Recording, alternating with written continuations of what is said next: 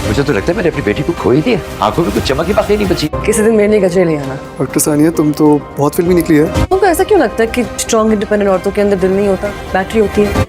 तुम्हारे लिए मैं गजरे लेके आया। Happy birthday. शायद तुमने किसी गलत लड़के से शादी कर ली है। वो लड़की नहीं हूँ जो गजरे, गिफ्ट्स या दुनिया को दिखाने वाली सेलिब्रेशन से खुश हो जाए। मैं ऐसा क्या करूं जिससे तुम खुश हो जाओ?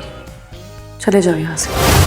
सुलेमान अपने रवैये से इतना ज़्यादा गिल्टी था कि उसे लगता है कि सानिया को मनाने के लिए उसे चाहे कुछ भी करना पड़े तो वो करके ही रहेगा, ताकि वो किसी तरीके सानिया की गुड बुक में एक दफ़ा आ जाए।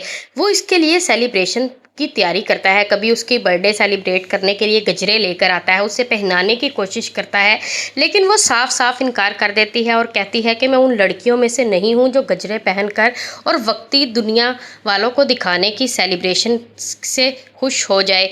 मुझे नहीं लगता कि तुमने जो कुछ मेरे साथ किया है उसके बाद इसकी कोई गुंजाइश भी है। सुलेमान फिर कहता है कि तुम कुछ तो मुझे बताओ कि जिससे तुम खुश हो जाओ, मैं वैसा कर लेता हूँ। तो वो बताती है कि तुम यहाँ से चले जाओ, मुझे अकेला छोड़ दो, मैं अकेला रहना चाहती हूँ।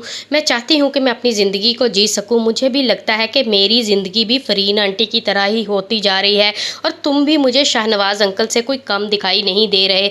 तुम मेरे लिए सब कुछ मुहैया तो कर रहे हो, लेकिन वो अपना एहसास मुझे नहीं दे रहे जिसमें मुझे खुलकर सांस लेने का मौका मिलता है। पहले तुम ऐसे नहीं थे, लेकिन अब तुम अपने एटीट्यूड को देखो। तुम्हें नहीं लगता कि तुम मेरे साथ वही सब कुछ कर रहे हो जो फरीन आंटी के साथ शाहनवाज़ ने किया था? अपनी मर्जी मुझ पर थोपना चाहते हो। क्या मेरी कोई ज़िंदगी नहीं, मेरी कोई लाइफ नहीं है? ये रो कर तो वो मिन्हा को भी बता चुकी थी और इससे कहती है कि तुमने इन सब से छुटकारा हासिल कर लिया है। तभी मिन्हा उसे बताती है कि मैं अब ये फील नहीं करती कि मैं किसी की बीवी हूँ, इसलिए मेरे ऊपर अब किसी की रिस्ट्रिक्शंस नहीं है। तुम्हारे ऊपर अभी भी हैं, कहीं ना कहीं सुलेमान की और शाहनवाज़ अंकल की भी और तुम्हारे पेरेंट्स की भी। मैं इन सब से आगे गुजर चुकी हूँ, लेकिन सानिया मेरी ज़िंदगी का तजर्बा है और फरीन आंटी के जाने के दुख के बाद भी तुम्हें लगता नहीं है कि तुम्हें इस तरह नहीं जीना चाहिए? तुम्हें खुलकर सांस लेने का मौका मिलना चाहिए। तुम किसी की मरहूने मिन्नत नहीं हो, खुद इंडिपेंडेंट हो। इसके बावजूद तुम चाहती हो कि तुम वही ज़िंदगी गुजारो जो फरीन आंटी ने गुजारी थी और एट द एंड बीमारियां लेकर और हार्ट अटैक की वजह से इस दुनिया से चली गई। लेकिन तुम्हें भी ये सब कुछ भुगतने के लिए तैयार रहना होगा। अगर शाहनवाज़ अंकल अपने बेटों को काबू कर सकते हैं तो वो तुम्हें भी कर सकते हैं। सानिया को लगता था कि सुलेमान ऐसा बिल्कुल नहीं है, लेकिन पिछले 2-3 दिन के रवैये से उसे लगता था कि ये बिल्कुल अपने बाप की कॉपी ही लग रहा है। लेकिन सानिया मोहब्बत करती है सुलेमान से, इस वजह से उससे जान भी नहीं छुड़वाना चाहती, ना उसे छोड़ना चाहती है। वो चाहती है कि वो पहले जैसा हो जाए। उसे लगता है कि हमारी दोनों की अपनी अपनी लाइफ है, जैसे तुम्हें ज़िंदगी जीने का हक है वैसे मुझे भी है।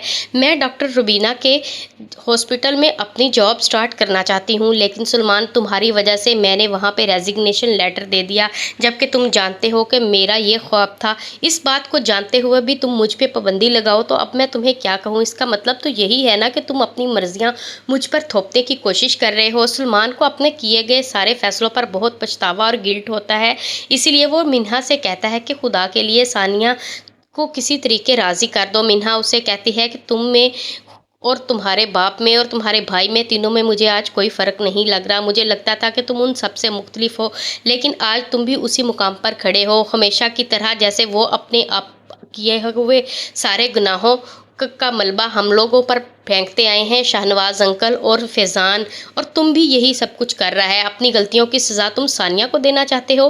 क्या तुम्हें नहीं लगता कि तुम बहुत ज़्यादा गलत कर रहे हो, या अंकल ने तुम्हारे दिमाग में खन्नास भर दिया है इस वजह से?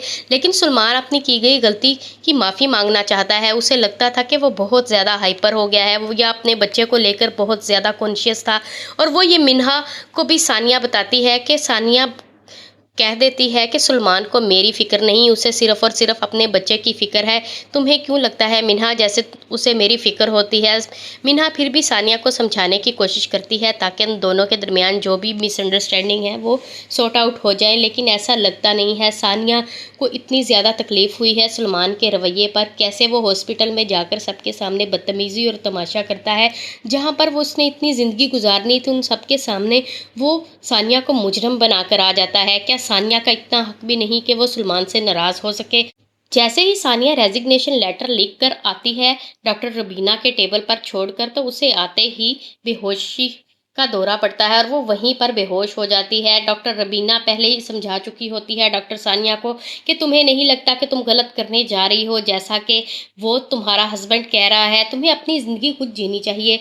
मैं रेजिग्नेशन तुम्हारा कबूल नहीं करूँगी, तुम 1 हफ्ते की छुट्टी लेकर आराम से अपने बारे में सोचना। क्या तुम्हारे अंदर की सानिया मर चुकी है या तुमने सिर्फ़ और सिर्फ उन लोगों के हिसाब से अपनी ज़िंदगी जीना शुरू कर दी है।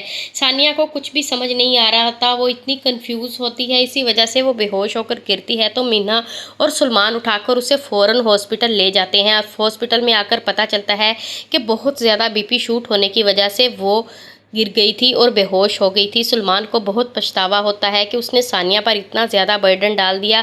क्या मैंने ये भी नहीं सोचा कि वो प्रेग्नेंट है और मेरे बच्चे की माँ बनने वाली है। मुझे अपने आप पर बहुत पछतावा हो रहा है। वो मिन्हा से भी माफ़ी मांगना चाहता है और मिन्हा उसे समझाती है कि सानिया इस वक्त बहुत कंफ्यूज है, उसे समझ नहीं आ रही कि वो किस डायरेक्शन में जाए, इसीलिए उसका बीपी शूट कर गया था। वो चाहती है कि वो अपनी जॉब को स्टार्ट रखे, लेकिन तुम्हारी वजह से वो उसे रेजिग्नेशन लेटर भी तैयार करके चली गई थी। लेकिन पता नहीं अब सानिया के दिमाग में क्या चल रहा था और ऊपर से उसकी डाइट भी कोई ठीक नहीं है।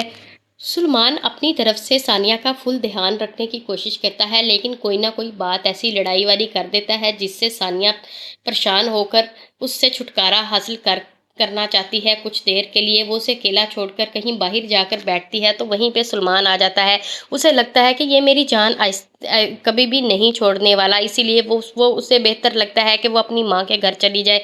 लेकिन उससे पहले उन दोनों की जैसे लड़ाई होती है तो कहीं ना कहीं फैज़ान आकर खड़ा हो जाता है और समझाता है कि तुम भी वैसे ही एटीट्यूड दिखा रहे हो जैसे कभी हमारा बाप दिखाया करता था हमारी माँ पर। लेकिन फैज़ान की ये बात बहुत बुरी लगती है सुलेमान को। वो अपनी गलती नहीं मानता और फैज़ान को धक्के लगाने लगता है, जिस पर आकर शाहनवाज़ दोनों की बेइज्जती करता है। तो फैज़ान को मौका मिल जाता है अपने दिल की सारी भड़ास निकालने का। वो एक दफ़ा फुल अपने बाप की सारी की गई कोताहियों को बताता है और कहता है कि आपको क्या लगता है कि आपने मिन्हा को प्रोजेक्ट इसलिए दिया है कि वो आपने उसे सिर्फ अपनी मोहब्बत में दिया है। मुझे नहीं लगता कि आपने ये सब कुछ किया है। आपको लगता था कि मिन्हा बहुत जीनियस है और आपका प्रोजेक्ट बहुत अच्छे से हैंडल कर सकती है, इसलिए आपने उसे प्रोजेक्ट दिया है ताकि उसकी कल को अगर वो प्रोजेक्ट कामयाब हो जाए तो तालियां सब आपके लिए बजाएं कि क्या बात है शाहनवाज़ की, जिसने अपनी बहू को इतना अच्छा ट्रेन किया है। ये सारी बातें सुनकर शाहनवाज़ उसे कहता है कि तुम्हारी आवाज़ मेरी आवाज़ से ऊंची नहीं होनी चाहिए और ये बात मैं बार बार तुम्हें नहीं समझाऊंगा। लेकिन शाहनवाज़ की ये सारी बातें सुलेमान को भी बहुत बुरी लगती हैं। सानिया अपनी माँ के घर आती है तो 6 घंटे सोई नहीं उठती, जबकि उसकी बहन और उसकी माँ परेशान हो जाती है देखकर। आखिरकार सानिया के अंदर दिमाग में क्या चल रहा है जो इतनी देर तक सोती रही है। सुलेमान 20 गालें करता है तो उसकी बहन उठाकर जवाब दे देती है और कहती है कि सानिया सोई हुई है। जैसे ही सानिया उठकर वॉइस नोट सुनती है सुलेमान के तो उसे नहीं लगता कि उसे कोई आंसर देना चाहिए। वो चुप करके बैठती है और खाना खाने लगती है। जैसे ही खाना खाती है तो उसकी तबीयत बिगड़ जाती है। सानिया फिर से हॉस्पिटल जाती है। वहाँ पर जाकर डॉक्टर रबीना के बेटे के साथ दोनों बैठकर बातें कर रहे होते हैं। तो वो कहता है कि तुम मुझसे अपनी हर बात शेयर कर सकती हो क्या, हम दोनों डॉक्टर हैं और इसी हॉस्पिटल में हैं। तभी सानिया कहती है कि सुलेमान चाहता है कि मैं ये जॉब छोड़ दूँ, लेकिन मैं ये जॉब नहीं छोड़ना चाहती। मेरा ये ख्वाब था और मैंने बहुत मुश्किल से यहाँ पर आने के लिए स्ट्रगल की है, अपने सारे घर वालों की नाराज़गी मोल ली है। इवन के मेरे माँ बाप भी नहीं चाहते थे कि मैं अपने ससुर का हॉस्पिटल छोड़कर यहाँ पर आऊँ। लेकिन अब सुलेमान को पता नहीं क्या मसला बन गया है जो मुझे बार बार इस हॉस्पिटल छुड़वाने की बात करता है, जबकि असल मुजरम उसका बाप है। लेकिन वो मुझे मुजरम बनाकर यहाँ से निकालना चाहता है, जबकि मैं नहीं चाहती कि मैं डॉक्टर रबीना का हॉस्पिटल आसानी से छोड़कर चली जाऊँ और कोई भी मेरे बारे में गलत फैसला करे। जबकि डॉक्टर रबीना को सुलेमान खुद जाकर कह चुका होता है कि सानिया जल्द ही रिज़ाइन कर देगी। तो डॉक्टर रबीना कहती है ये तुम्हारा फैसला है या फिर सानिया का। अगर सानिया का है तो वो खुद आकर मुझसे बात करे, तुम्हें इस तरह मुझसे बात करने की ज़रूरत नहीं है। मैं जानती हूँ कि तुम परेशान हो, तुम्हारी माँ के जाने की परेशानी है, लेकिन इतनी परेशानी में तुम अपने होश क्यों खो बैठे हो जो आकर अपनी बीवी की जगह पर रेजिग्नेशन दे रहे हो, जबकि तुम जानते हो कि जॉब तो वो कर रही है, असल हक तो उसका है कि वो ये जॉब कंटिन्यू करना चाहती भी है या नहीं।